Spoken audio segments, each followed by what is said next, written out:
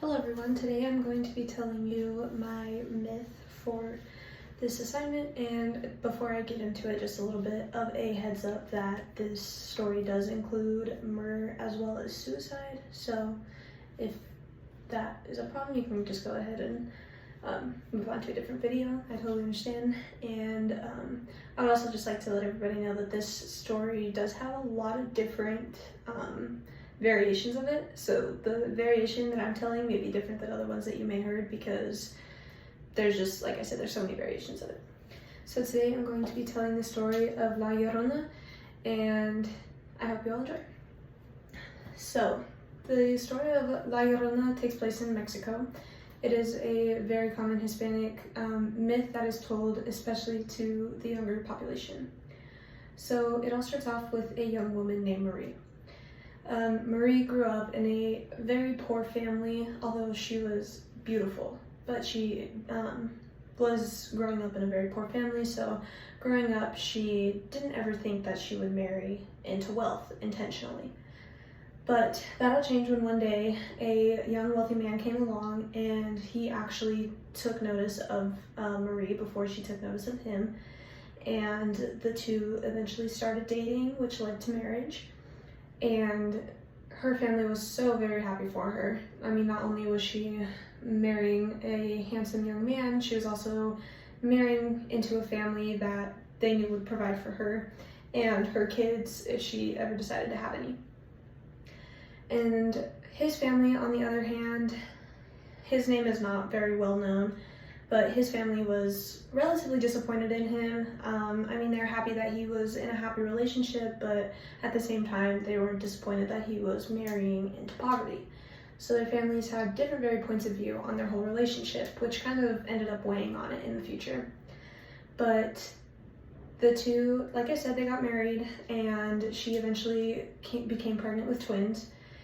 She had one boy and one girl, and everything was going great for their family for the longest time. As the boy and the girl got older, though, Marie started to notice that her husband became more distant, and he would maybe travel more for work, and he'd be gone a lot throughout the week and on weekends. And she eventually started to realize that he was growing out of love for her, which obviously devastated her because she was still head over heels for him, and he was the father of her children. And she was trying to push through it the best that she could. She was just staying home, taking care of the children to the best of her ability. But eventually she started to notice as well that when he got there, he would only spend time with the kids and totally disregard that she was there.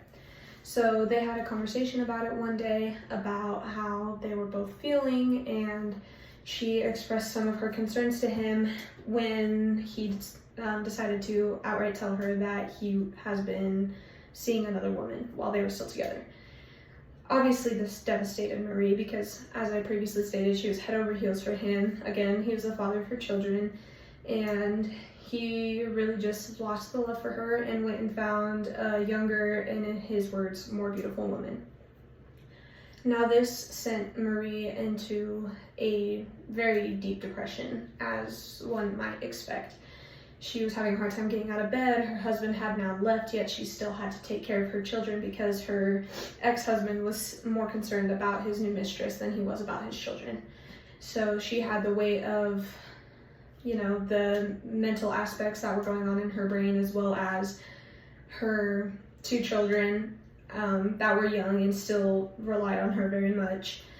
And one day she decided to take her kids for a walk, try to get out of the house and see if that might help her, when she walked by what is known as Hollering Woman's Creek, named after her, by the way, so it wasn't named that. But she walked by this creek and she just had this overwhelming sensation over her. Her mind kind of went into overdrive, and she devastatingly drowned her two children one by one, and she just felt numb while she was doing it. She didn't have any remorse in the moment, and she devastatingly drowned both of them, so neither of the kids survived. They both sadly lost their lives.